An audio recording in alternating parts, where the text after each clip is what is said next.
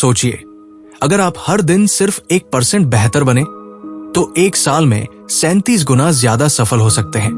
लेकिन क्या आप हर दिन सही दिशा में आगे बढ़ रहे हैं? क्या आप असली सफलता के साथ सुनहरे नियम जानते हैं?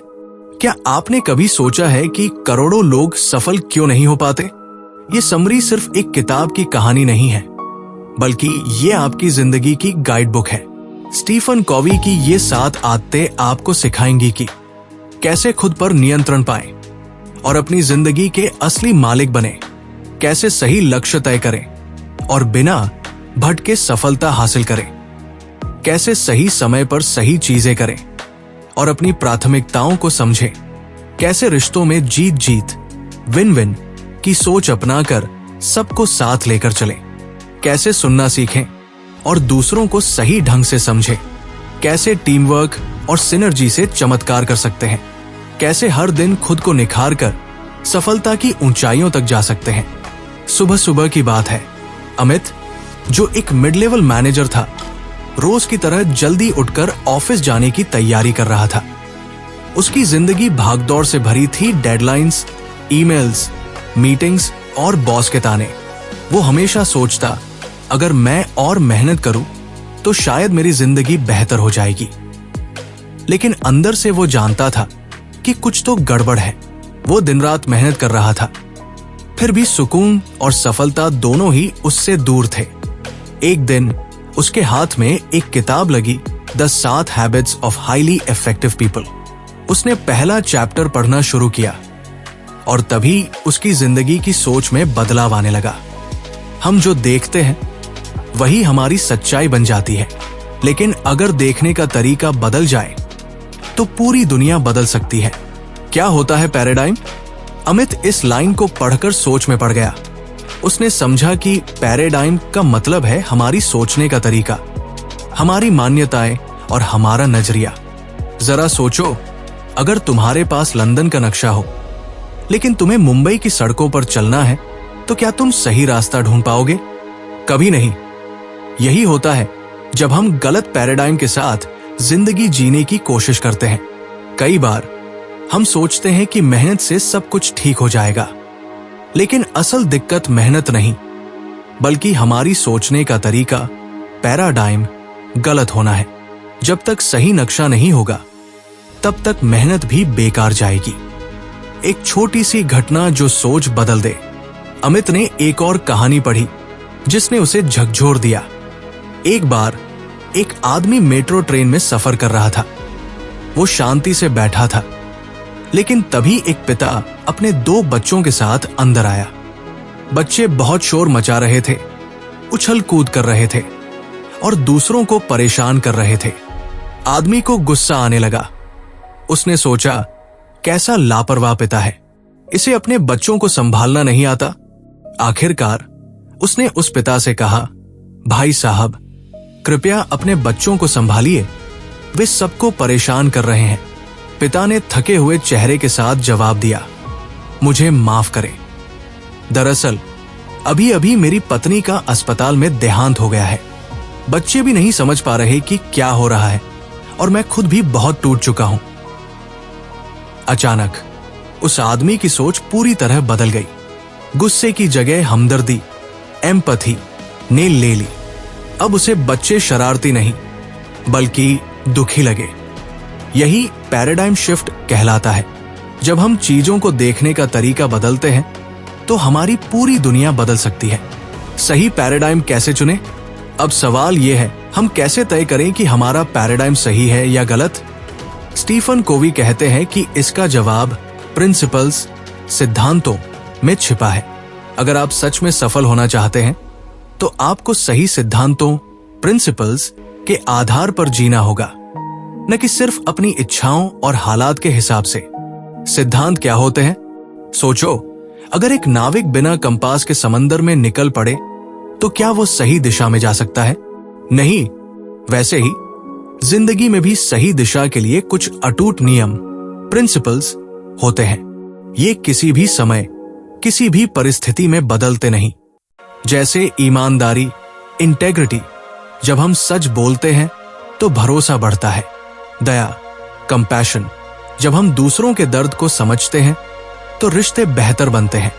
धैर्य, पेशेंस, जब हम जल्दबाजी नहीं करते तो चीजें सही तरीके से होती है। मेहनत, हार्ड वर्क, जब हम सच्चे दिल से काम करते हैं तो सफलता मिलती है। गलत पैराडाइम का जाल, कई लोग ऐसे पैराडाइम को मानते हैं जो उन्हें कमजोर बना देते हैं। जैसे, अगर मेरे पास ज्यादा पैसे होंगे तो मैं खुश रहूंगा, अगर लोग मेरी तारीफ करेंगे तभी मेरी वैल्यू होगी, अगर मैं ज्यादा बिजी दिखूंगा तो लोग मुझे इंपॉर्टेंट समझेंगे। लेकिन ये सब झूठे पैराडाइम है। असली खुशी बाहर से नहीं बल्कि अंदर से आती है। सही पैराडाइम कैसे अपनाएं? अपने विचारों को चुनौती दो। जब भी कोई मान्यता बनाओ तो खुद से पूछो, क्या ये सच में सही है? सफल लोगों की सोच को समझो।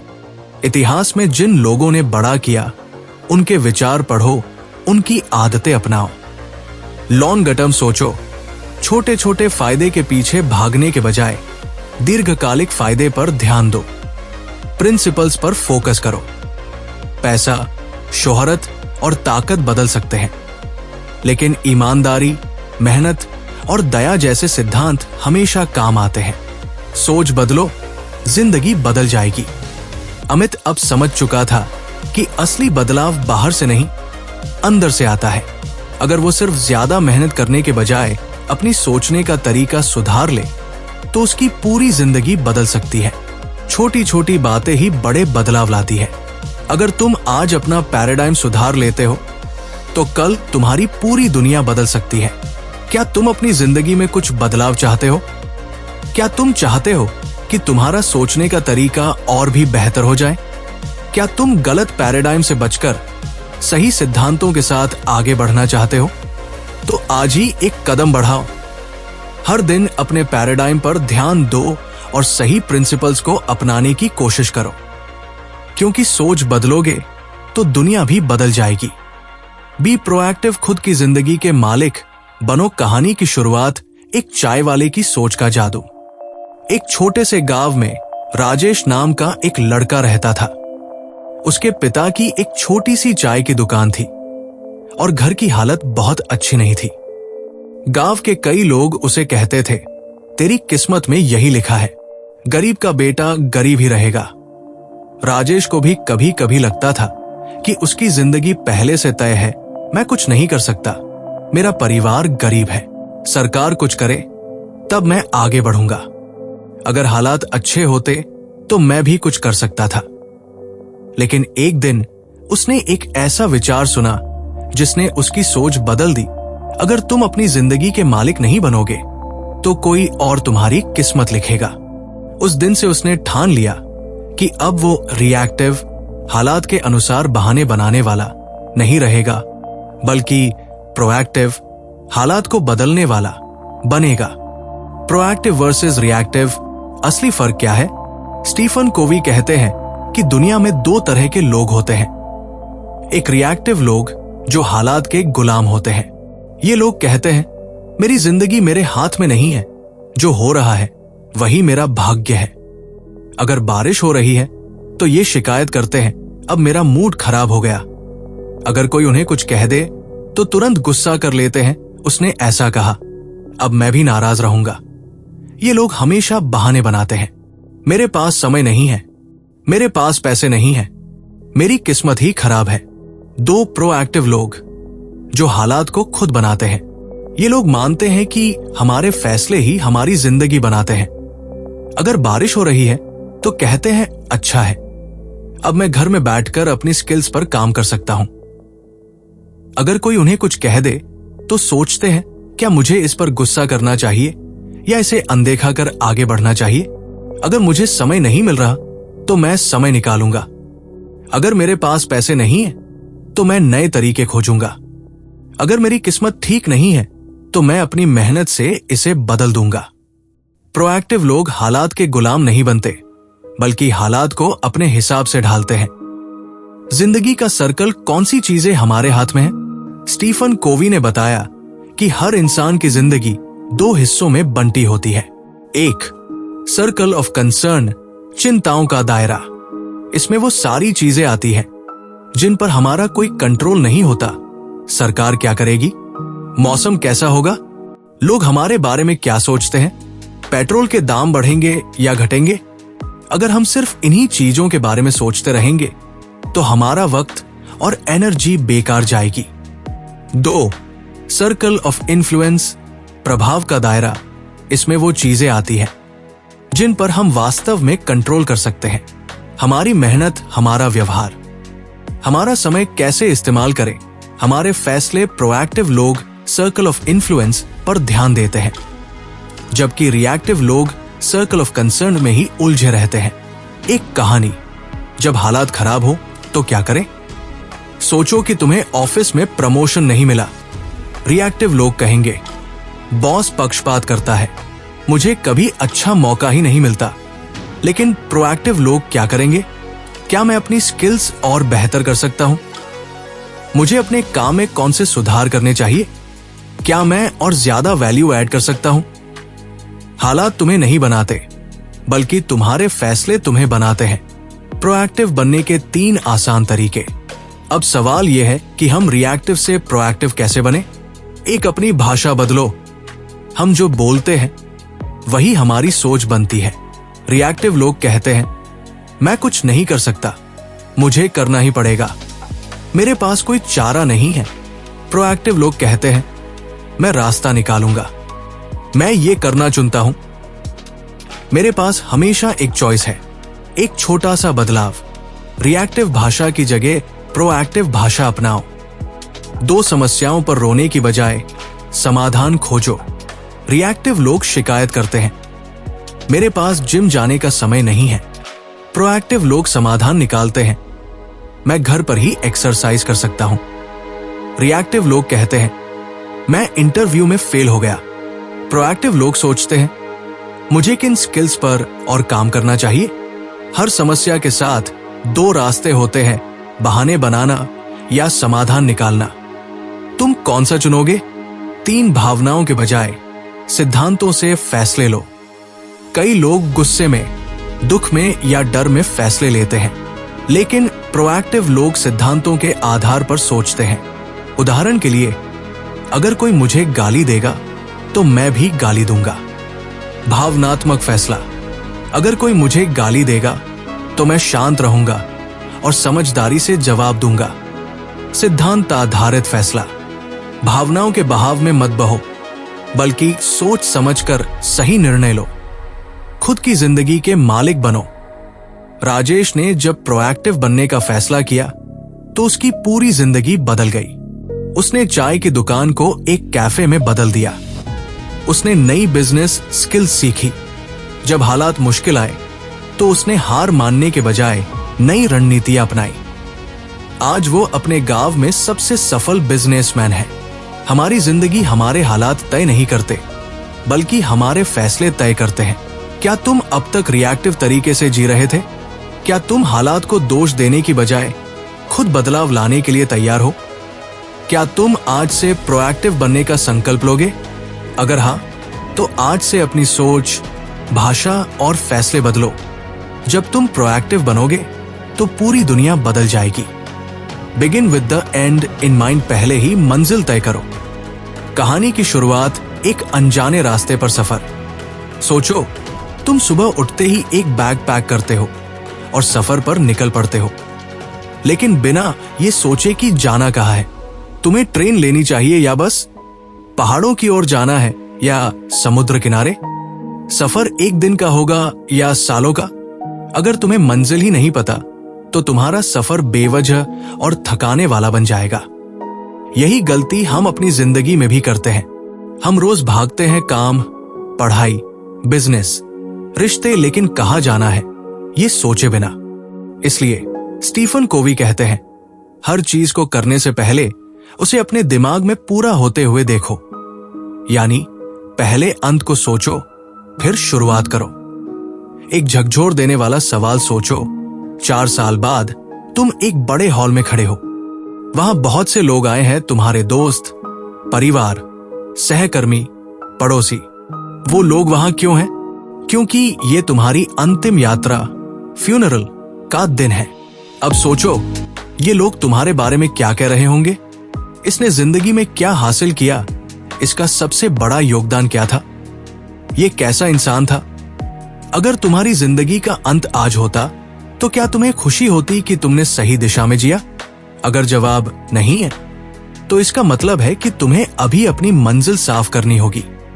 अगर तुम खुद अपनी जिंदगी की स्क्रिप्ट नहीं लिखोगे तो कोई और तुम्हारी कहानी लिखेगा। सक्सेस और सिग्निफिकेंस का फर्क। लोग अक्सर सफलता, सक्सेस के पीछे भागते हैं, अच्छी नौकरी, पैसा, गाड़ी, बंगला। लेकिन सिर्फ पैसा कमाना असली सफलता नहीं है। सिग्निफिकेंस, महत्वपूर्ण योगदान, असली सफलता होती है।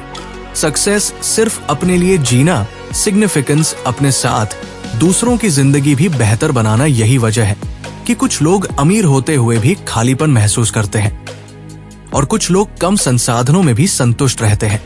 Personal mission statement. खुद की जिंदगी का नक्शा बनाओ। सोचो, अगर कोई कंपनी बिना विजन के चलती रहे, न कोई लक्ष्य, न कोई दिशा, तो क्या वह सफल होगी? नहीं। तो फिर हम अपनी जिंदगी को बिना लक्ष्य के क्यों जीते हैं? स्टीफन कोवी कहते हैं कि हमें खुद के लिए पर्सनल मिशन स्टेटमेंट, व्यक्तिगत लक्ष्य सूची बनानी चाहिए। यानी हमारी जिंदगी किन मूल्यों पर चलेगी, हम क्या बनना चाहते हैं और कैसे याद किए जाना चाहते हैं। पर्सनल मिशन स्टेटमेंट बनाने के 3 आसान तरीके। एक, खुद से ये 5 सवाल पूछो। अगर मेरे पास असीमित पैसा और समय होता तो मैं क्या करता? मैं अपनी जिंदगी के अंत में खुद को कैसे देखना चाहता हूं? मेरी सबसे अहम प्राथमिकताएं क्या है? मैं किन सिद्धांतों पर अपनी जिंदगी जीना चाहता हूं? अगर मेरी जिंदगी एक किताब होती तो उसका टाइटल क्या होता? इन सवालों के जवाब तुम्हारी असली मंजिल की ओर इशारा करेंगे। 2, अपनी भूमिका, रोल्स तय करो। हमारी जिंदगी में कई भूमिकाएं होती हैं। व्यक्तिगत, सेल्फ, मैं खुद को कैसे देखता हूं। परिवार, फैमिली, मैं अपने माता पिता, भाई बहनों और बच्चों के लिए कैसा बनना चाहता हूं। करियर, वर्क, मैं अपने पेशे में क्या योगदान देना चाहता हूं।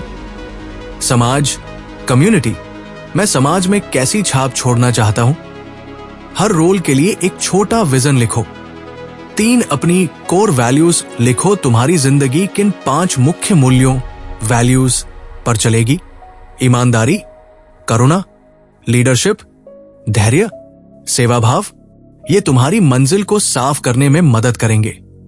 एक सच्ची कहानी जब मंजिल बदल गई।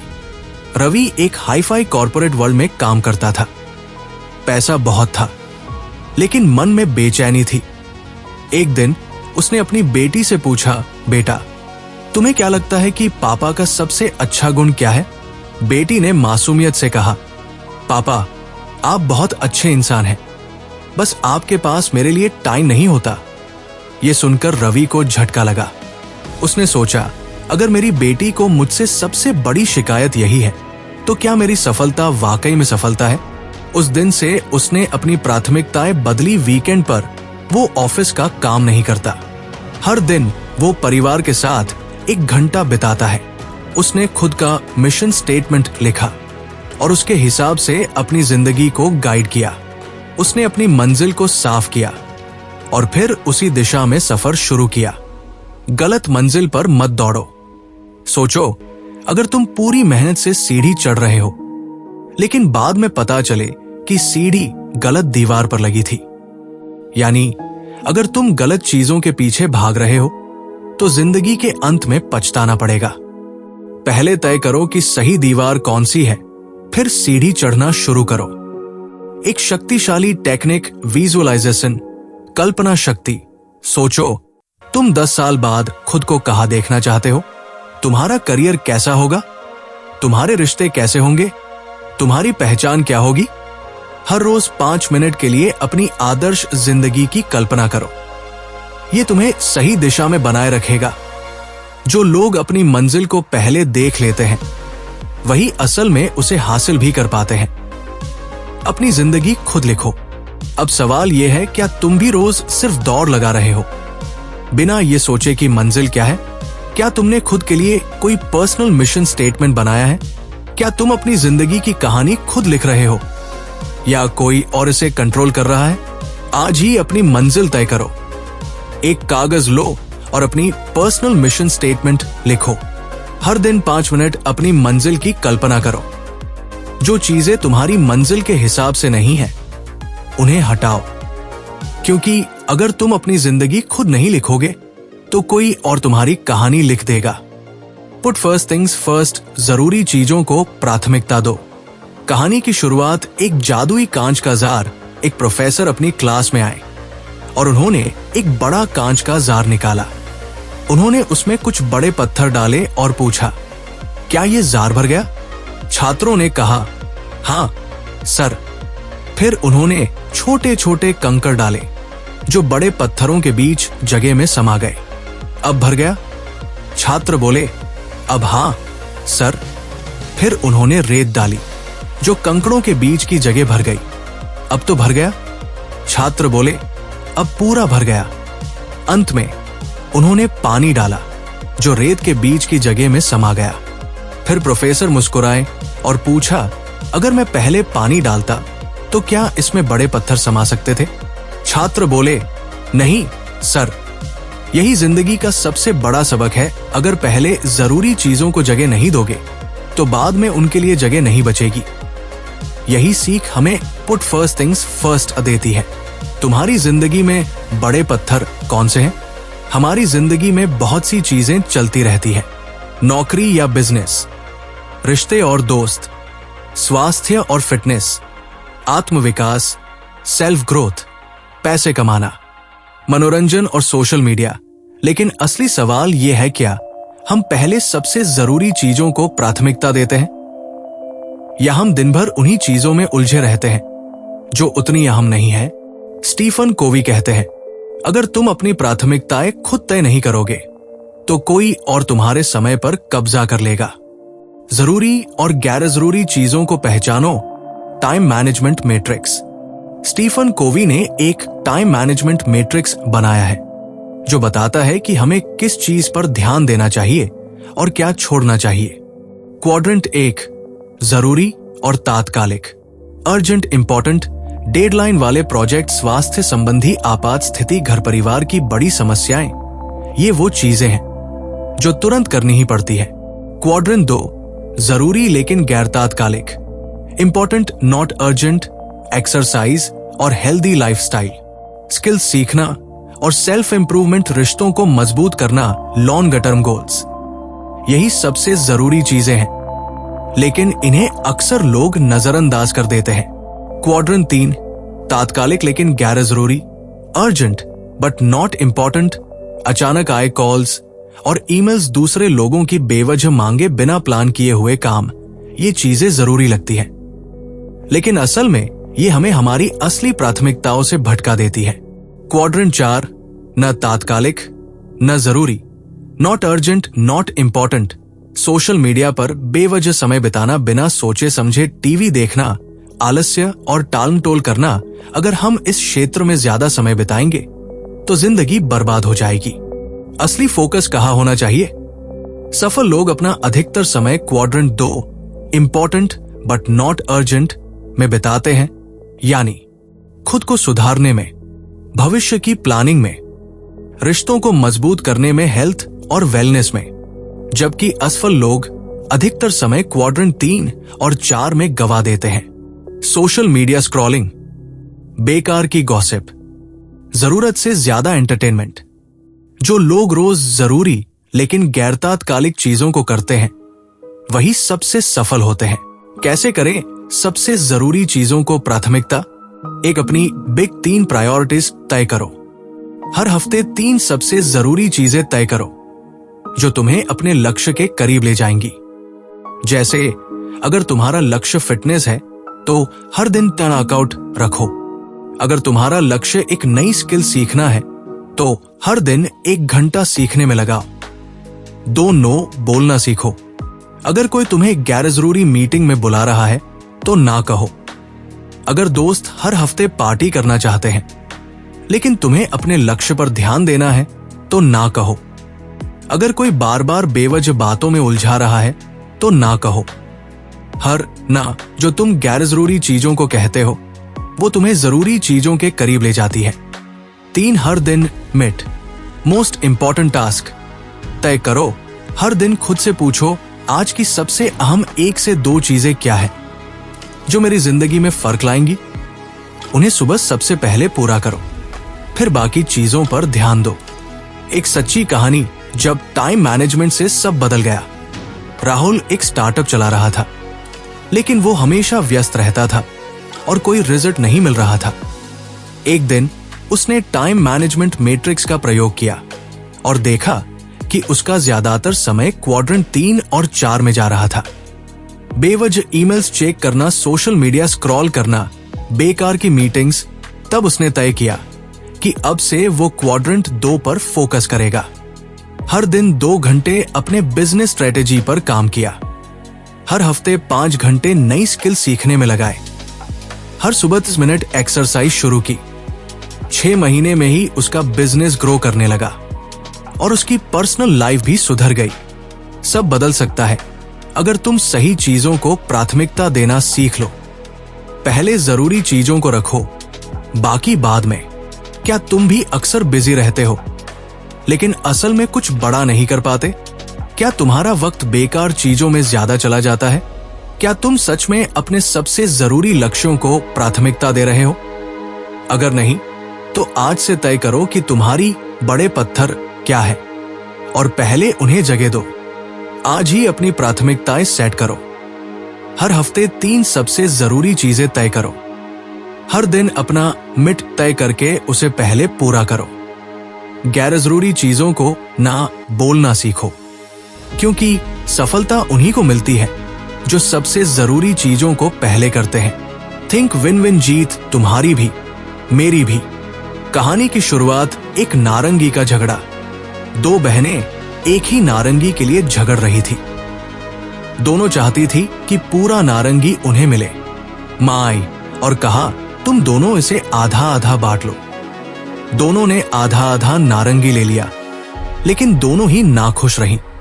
कुछ देर बाद मां ने सुना पहली बहन ने छिलके फेंक दिए और सिर्फ जूस निकाला। दूसरी बहन ने जूस फेंक दिया और सिर्फ छिलके से केक बनाया। अगर दोनों पहले ही एक दूसरे की जरूरत समझ लेती तो एक को पूरा जूस मिल जाता और दूसरी को पूरा छिलका। यही विन विन सोच है, समाधान ढूंढना जिससे दोनों को फायदा हो।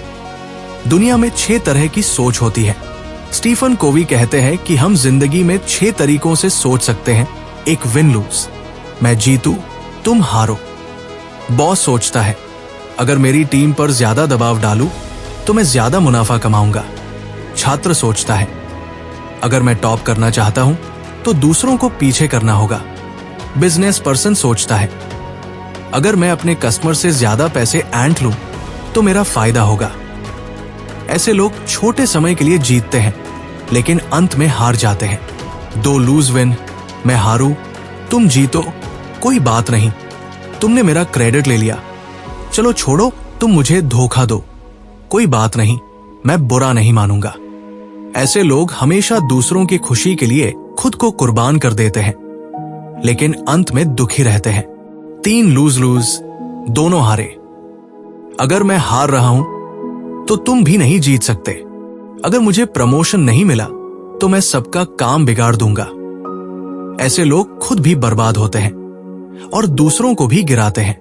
4 विन विन, दोनों जीते। हम साथ मिलकर ऐसा समाधान निकाल सकते हैं जिससे दोनों का फायदा हो। अगर मैं तुम्हारी मदद करूं तो हमें दोनों को फायदा मिलेगा। यही सबसे सफल और खुशहाल लोगों की सोच होती है। 5 विन, मुझे फर्क नहीं पड़ता तुम हारो या जीतो, मुझे बस अपने फायदे से मतलब है, बाकी की दुनिया जाए भाड़ में। मैं जीतूं, तुम्हें जो करना है करो। ऐसे लोग खुद तो सफल हो सकते हैं लेकिन लंबे समय में उनके रिश्ते टूट जाते हैं।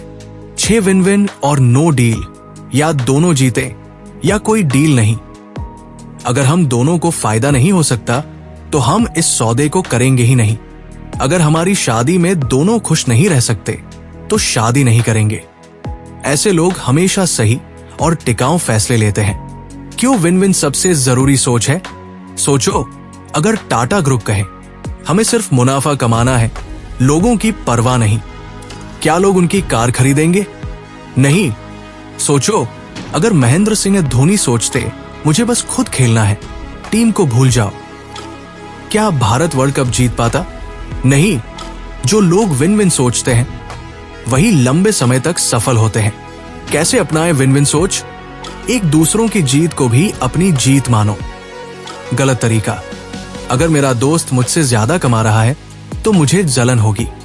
सही तरीका, अगर मेरा दोस्त आगे बढ़ रहा है तो मुझे उससे सीखना चाहिए। जो दूसरों की सफलता को अपना प्रेरणा मानते हैं वे खुद भी सफल होते हैं। दो अबंडेंस माइंडसेट अपनाओ, दुनिया में सबके लिए जगह है। गलत सोच, अगर मेरे दोस्त को प्रमोशन मिल गया तो मेरा चांस खत्म। सही सोच, अगर वो प्रमोट हुआ है तो मैं भी मेहनत करके आगे बढ़ सकता हूं।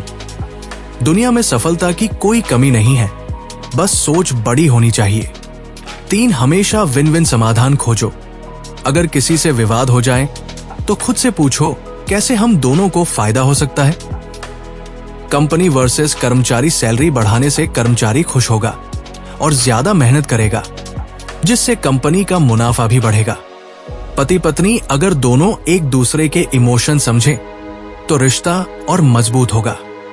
बिजनेस डील, अगर ग्राहक को अच्छा प्रोडक्ट और सर्विस मिलेगी तो बिजनेस भी तरक्की करेगा। जो लोग विन विन सोचते हैं उनके रिश्ते, करियर और जिंदगी सब खुशहाल होते हैं। एक सच्ची कहानी, 2 दुकानदारों की सोच। रामलाल की दुकान वो अपने ग्राहकों को ज्यादा कीमत में खराब सामान बेचता था। श्यामलाल की दुकान वो ग्राहकों को सही दाम में अच्छा सामान देता था। शुरू में रामलाल ज्यादा कमा रहा था, लेकिन धीरे धीरे लोग उसकी दुकान छोड़ने लगे। उधर श्यामलाल की दुकान पर भीड़ बढ़ती गई, क्योंकि लोग उसे ईमानदार और भरोसेमंद मानने लगे। 5 साल बाद रामलाल का बिजनेस बंद हो गया और श्यामलाल का बिजनेस बहुत बड़ा हो गया। विन लूज वाले लोग शुरू में जीतते हैं, लेकिन लंबे समय में हार जाते हैं।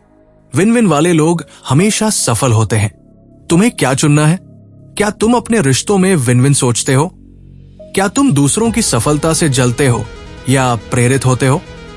क्या तुम ऐसे समाधान ढूंढते हो जिससे दोनों को फायदा हो? अगर नहीं तो आज से विन विन सोच अपनाओ। आज से विन विन अपनाओ। हर विवाद में खुद से पूछो कैसे दोनों की जीत हो। दूसरों की सफलता को अपनी प्रेरणा बनाओ। हमेशा विन विन समाधान ढूंढो, क्योंकि सफलता सिर्फ अकेले जीतने में नहीं बल्कि सबको साथ लेकर आगे बढ़ने में है। The 5 steps of empathic listening. एक दूसरे की आंखों से दुनिया देखने की कोशिश करो। हर इंसान की एक अलग कहानी, परवरिश और अनुभव होते हैं। जब तक उसकी जगह पर खुद को रखकर नहीं सोचोगे तब तक सच में नहीं समझ पाओगे। उदाहरण, अगर कोई गरीब बच्चा चोरी करता है तो उसे अपराधी कहने से पहले उसकी मजबूरी को समझो। 2 सिर्फ शब्द मत सुनो, भावनाएं समझो। मुझे अकेलापन महसूस होता है, इसका मतलब सिर्फ अकेले रहना नहीं बल्कि कोई समझने वाला नहीं है। मैं खुश हूं, क्या सच में खुश है या दिखाने के लिए बोल रहा है? उदाहरण, किसी दोस्त ने कहा मैं ठीक हूं, क्या वो सच में ठीक है या सिर्फ बहाना बना रहा है? 3 जवाब देने के बजाय पहले उसे बोलने दो। जब कोई बोल रहा हो तो बीच में मत टोको, उसे पूरी बात कहने दो, फिर धीरे से अपनी राय दो। उदाहरण, गलत तरीका, अच्छा तू ये कह रहा है कि तुझे प्रॉब्लम हो रही है, पर यार ये इतना बड़ा मुद्दा नहीं है। सही तरीका, अच्छा तो तुम कहना चाह रहे हो कि तुम्हें अकेलापन महसूस होता है। 4 मैं समझ गया मत कहो, बल्कि दोहराओ। सामने वाले को एहसास दिलाओ कि तुमने सच में सुना है। तो तुम कहना चाहते हो कि इस तरीके से सवाल पूछो। उदाहरण, पत्नी, तुम्हें मुझसे कोई फर्क नहीं पड़ता। पति, मतलब तुम्हें ऐसा लगता है कि मैं तुम्हारी भावनाओं पर ध्यान नहीं दे रहा। 5 सलाह देने से पहले इजाजत लो। ज्यादातर लोग सलाह नहीं बल्कि समझे जाने की चाहत रखते हैं। जब तक कोई खुद सलाह मांगे मत दो। उदाहरण, तुम चाहो तो मैं तुम्हारी मदद करने की कोशिश कर सकता हूं, लेकिन पहले मुझे पूरी तरह समझने दो। असली जिंदगी में कैसे अपनाएं? घर में अगर बच्चा परेशान है तो डांटने से पहले उसकी बात ध्यान से सुनो। ऑफिस में अगर टीम में कोई समस्या बता रहा है तो तुरंत हल मत दो, पहले पूरी बात समझो। रिश्तों में पार्टनर अगर गुस्से में है तो जवाब देने की बजाय उसे पहले खुलकर बोलने दो। एक छोटी कहानी, सच्चा दोस्त कौन? राम और श्याम दो दोस्त थे। राम जब भी अपनी परेशानी बताता, श्याम तुरंत सलाह देने लगता। राम को बुरा लगता क्योंकि उसे सलाह नहीं, बस समझे जाने की जरूरत थी। फिर राम को एक नया दोस्त मिला, रवि। रवि राम की पूरी बात ध्यान से सुनता, बिना टोके, बिना राय दिए। राम ने सोचा यही असली दोस्त है। कभी कभी लोग सिर्फ सुने जाने की चाहत रखते हैं, न कि सलाह की। पहले समझो, फिर समझाए जाओ। क्या तुम सच में सुनते हो या सिर्फ जवाब देने का इंतजार करते हो? क्या तुम एम्पैथिक लिसनिंग का इस्तेमाल करते हो? क्या तुम अपने रिश्तों में पहले समझने की कोशिश करते हो? अगर नहीं तो आज से अपनाओ। आज से सुनने की ताकत अपनाओ। हर बातचीत में पहले समझने की कोशिश करो। सुनने के 5 जादुई स्टेप्स अपनाओ। कम बोलो, ज्यादा सुनो, यही असली सफलता है। क्योंकि जो सच में सुनना जानते हैं वही दुनिया पर राज करते हैं। सिनर्जाइज, साथ मिलकर चमत्कार करो। कहानी की शुरुआत जंगल के 3 जानवर। एक जंगल में हिरण, हाथी और बंदर रहते थे। तीनों को एक नदी पार करनी थी, लेकिन हर किसी के लिए मुश्किल थी। हिरण तेज दौड़ सकता था, लेकिन पानी में कमजोर था। हाथी नदी पार कर सकता था, लेकिन पेड़ से फल नहीं तोड़ सकता था। बंदर पेड़ पर चढ़ सकता था, लेकिन तैर नहीं सकता था। तीनों ने अलग अलग कोशिश की, लेकिन कोई सफल नहीं हुआ। फिर उन्होंने मिलकर योजना बनाई। हाथी ने सभी को अपनी पीठ पर बैठाया और नदी पार की। बंदर ने पेड़ पर चढ़कर फल तोड़े। हिरण ने दूर तक जाकर खतरे की जानकारी दी। तीनों ने मिलकर वो काम किया जो अकेले कोई नहीं कर सकता था। यही है सिनर्जी, साथ मिलकर चमत्कार करना। सिनर्जी का असली मतलब क्या है? स्टीफन कोवी कहते हैं, सिनर्जी का मतलब 1+1 2 नहीं, बल्कि 1+1 3 4 5। यानी जब हम साथ मिलकर काम करते हैं तो हमारी ताकत कई गुना बढ़ जाती है। अगर तुमने कभी क्रिकेट में टीम वर्क देखा है, किसी कंपनी में टीम वर्क किया है, या किसी परिवार को मिलकर चलाते देखा है, तो तुमने सिनर्जी का जादू देखा है। सफल लोग अकेले सफल नहीं होते, वे दूसरों के साथ मिलकर सफलता पाते हैं। लेकिन ज्यादातर लोग सिनर्जी क्यों नहीं अपनाते? क्योंकि हम सोचते हैं कि सिर्फ हमारी सोच सही है। हम अलग अलग लोगों को स्वीकार नहीं करते। हम दूसरों की राय को गलत समझ लेते हैं। लेकिन जो सिनर्जी अपनाते हैं वे चमत्कार कर सकते हैं। असली जिंदगी में सिनर्जी कैसे लाएं? एक, सबसे पहले दूसरों की अलग सोच को स्वीकार करो। एक टीम में अलग अलग लोग होते हैं। कोई तेज सोचता है, कोई धीरे, कोई क्रिएटिव होता है तो कोई प्रैक्टिकल, कोई बोलने में अच्छा होता है तो कोई लिखने में। सभी एक जैसे होते तो नई सोच कभी नहीं आती। उदाहरण, एप्पल में स्टीव जॉब्स क्रिएटिव थे और स्टीव वाजनियाक टेक्निकल। अगर दोनों एक जैसे होते तो आईफोन नहीं बनता। 2 टकराव को स्वीकार करो, लेकिन सही तरीके से। हर रिश्ते में, हर टीम में टकराव होता ही है। गलत तरीका, तुम गलत हो, मैं सही हूं, मेरी बात मानो, वरना कोई फायदा नहीं। सही तरीका, चलो दोनों मिलकर ऐसा हल ढूंढते हैं जो हम दोनों के लिए सही हो। तुम्हारी बात में भी तर्क है, चलो इसे और बेहतर बनाते हैं।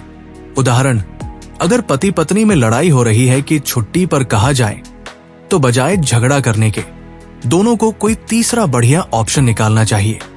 3 अलग अलग टैलेंट को जोड़ो, ताकत बढ़ेगी। अगर सिर्फ एक ही तरह के लोग किसी टीम में होंगे तो वो टीम कमजोर होगी। लेकिन अलग अलग टैलेंट को जोड़ने से ताकत बढ़ जाती है। उदाहरण, सोचो अगर क्रिकेट टीम में सिर्फ बल्लेबाज हो तो क्या मैच जीता जा सकता है?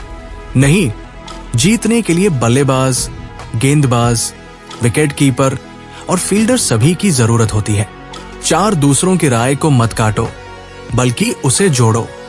जब कोई राय दे तो तुरंत मत कहो ये बेकार है, बल्कि पूछो अगर इसे ऐसे करें तो कैसा रहेगा। उदाहरण, किसी ऑफिस मीटिंग में अगर कोई नई आइडिया देता है तो उसे सीधे रिजेक्ट करने के बजाय उस पर और विचार करो। 5 बड़ा सोचो, बड़ा करो। सिनर्जी का असली मतलब है 1+1 नहीं, बल्कि 3, 4, 5। उदाहरण, अगर 2 लोग मिलकर एक बिजनेस शुरू करें तो वे अकेले करने से कई गुना ज्यादा सफल हो सकते हैं। एक सच्ची कहानी, पक्षियों की उड़ान। तुमने देखा होगा, पक्षी शेप में उड़ते हैं। क्यों? क्योंकि जब पहला पक्षी हवा को काटता है तो बाकी पक्षियों को कम ऊर्जा लगती है। जब पहला पक्षी थक जाता है तो दूसरा उसकी जगह ले लेता है। यही है सिनर्जी, मिलकर काम करना।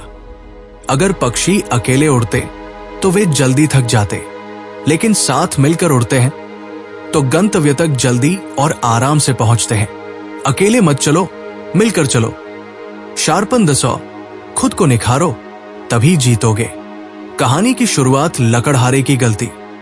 एक बार की बात है, एक लकड़हारा जंगल में पेड़ काट रहा था। वो सुबह से शाम तक कड़ी मेहनत करता, लेकिन दिन ब दिन उसकी गति धीमी होती जा रही थी।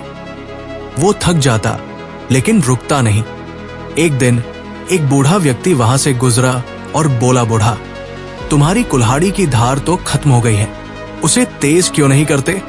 लकड़हारा, मेरे पास कुल्हाड़ी तेज करने का समय नहीं है, मुझे पेड़ काटने हैं। पर क्या लकड़हारे की ये सोच सही थी?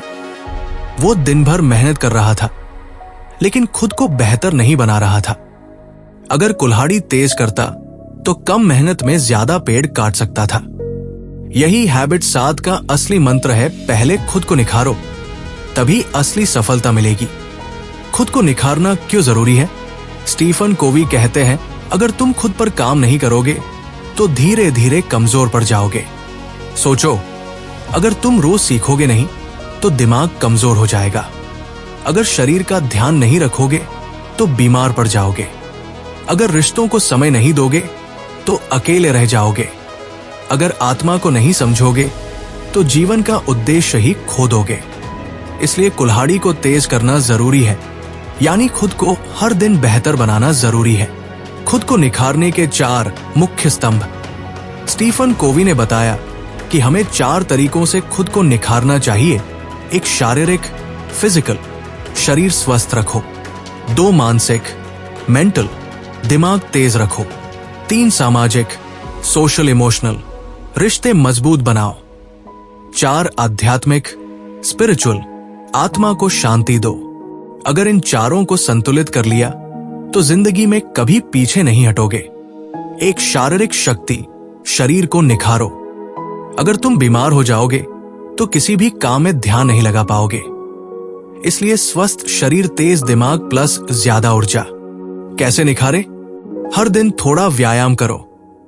30 मिनट वॉक, जिम, योग, अच्छा खान पान रखो।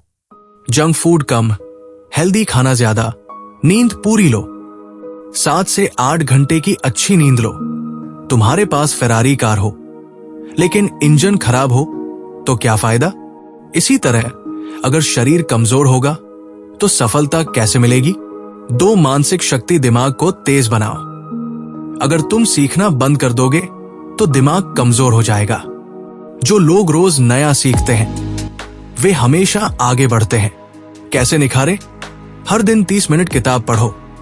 बायोग्राफीज, सेल्फ हेल्प, फिक्शन, नया सीखो। कोई स्किल, नई भाषा, कोई कोर्स, नए अनुभव लो। यात्रा करो, नई जगह जाओ। दिमाग एक मांसपेशी की तरह है, जितना ज्यादा इस्तेमाल करोगे उतना तेज होगा। 3 सामाजिक और भावनात्मक शक्ति, रिश्तों को मजबूत बनाओ। अगर तुम्हारे पास पैसा और ज्ञान है लेकिन रिश्ते नहीं है तो क्या फायदा? दुनिया में सबसे ज्यादा खुशी रिश्तों और प्यार से मिलती है। कैसे निखारे? एम्पैथिक लिसनिंग अपनाओ। हैबिट 5 पहले समझो, फिर समझाए जाओ। परिवार और दोस्तों को समय दो। काम के साथ रिश्ते भी जरूरी है। दूसरों की मदद करो। जो देते हैं वही असली खुशी पाते हैं। सफलता सिर्फ पैसे से नहीं बल्कि रिश्तों की गहराई से मापी जाती है। 4 आध्यात्मिक शक्ति आत्मा को शांत रखो। अगर तुम्हें अपने जीवन का उद्देश्य ही नहीं पता तो सारी मेहनत बेकार है। आध्यात्मिक शक्ति हमें दिशा और उद्देश्य देती है। कैसे निखारे? ध्यान, मेडिटेशन करो। 5 से 10 मिनट भी काफी है। अच्छी किताबें पढ़ो। भागवत गीता, बाइबल, कुरान, उपनिषद। प्रकृति के साथ समय बिताओ। सनसेट देखो, पहाड़ों पर जाओ।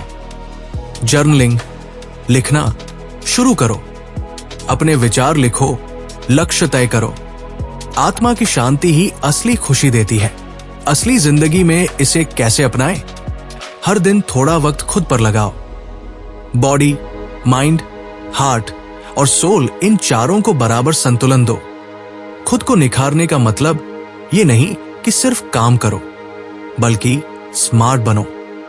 सक्सेस उन्हीं को मिलती है जो हर दिन खुद को बेहतर बनाते रहते हैं। एक छोटी कहानी। 2 दोस्त और कुल्हाड़ी की धार। राम और श्याम 2 दोस्त थे। दोनों ने लकड़ी काटने की शर्त लगाई। राम बिना रुके 8 घंटे तक कुल्हाड़ी चलाता रहा। श्याम बीच बीच में 20 से 20 मिनट ब्रेक लेकर कुल्हाड़ी तेज करता रहा। कौन जीता? श्याम, क्योंकि उसकी कुल्हाड़ी तेज थी, इसलिए उसने कम मेहनत में ज्यादा लकड़ी काटी। सीख, हर दिन खुद पर काम करना जरूरी है। सिर्फ मेहनत करने से कुछ नहीं होगा, सही रणनीति अपनानी होगी। खुद को निखारो, तभी आगे बढ़ोगे। क्या तुम खुद को रोज निखारते हो? क्या तुम अपने शरीर, दिमाग, रिश्तों और आत्मा का ध्यान रखते हो? क्या तुम शार्पन तल की आदत अपनाते हो? अगर नहीं तो आज से शुरू करो। अपनी कुल्हाड़ी को तेज करो। हर दिन 1% बेहतर बनने की कोशिश करो। शरीर, दिमाग, रिश्ते और आत्मा, चारों पर ध्यान दो। सिर्फ मेहनत मत करो, खुद को स्मार्ट बनाओ। क्योंकि जो खुद को सुधारते हैं वही असली सफलता पाते हैं। क्या तुम टीम वर्क में विश्वास रखते हो? क्या तुम दूसरों की राय को महत्व देते हो? क्या तुम सिनर्जी अपनाते हो? अगर नहीं तो आज से अपनाओ। आज से सिनर्जी अपनाओ। हर काम में टीम वर्क अपनाओ। अलग अलग टैलेंट को जोड़ो, ताकत बढ़ेगी। टकराव से भागो मत, बल्कि विन विन समाधान ढूंढो। क्योंकि अकेले चलोगे तो थक जाओगे, लेकिन साथ मिलकर चलोगे तो चमत्कार कर दोगे। सोचिए, आज से ठीक 1 साल बाद आप कहाँ होंगे? क्या आप वही पुरानी गलतियां दोहरा रहे होंगे या फिर एक नए, बेहतर और सफल इंसान बन चुके होंगे? आज आपने सफलता की 7 शक्तिशाली आदतों के बारे में जाना। अब आपको पता है कि अपनी जिंदगी के असली मालिक कैसे बनना है। अब आप सही लक्ष्य तय करके बिना भटके आगे बढ़ सकते हैं। अब आप रिश्तों को मजबूत बनाकर दूसरों के साथ विन विन सोच सकते हैं। अब आपको यह भी मालूम है कि खुद को हर दिन बेहतर बनाना ही असली सफलता की कुंजी है। लेकिन सवाल यह है, क्या आप इन बातों को सिर्फ सुनकर भूल जाएंगे या फिर इन्हें अपनाकर सच में अपनी जिंदगी बदलेंगे? चलिए एक छोटा पहला कदम उठाते हैं। कमेंट में बताइए आज से आप कौन सी आदत अपनाने जा रहे हैं। अगर ये ज्ञान आपको काम का लगा तो इसे अपने दोस्तों और परिवार के साथ जरूर शेयर करें। ऐसे और भी लाइफ चेंजिंग कंटेंट के लिए चैनल को सब्सक्राइब करें। और अगर आप एक्सक्लूसिव मेंबरशिप ज्वाइन करते हैं तो आपको और भी गहराई से सीखने का मौका मिलेगा। आपके समय और सहयोग के लिए दिल से धन्यवाद। याद रखिए, जो लोग हर दिन खुद को 1% बेहतर बनाते हैं वही लोग सच में सफल होते हैं। Thank you.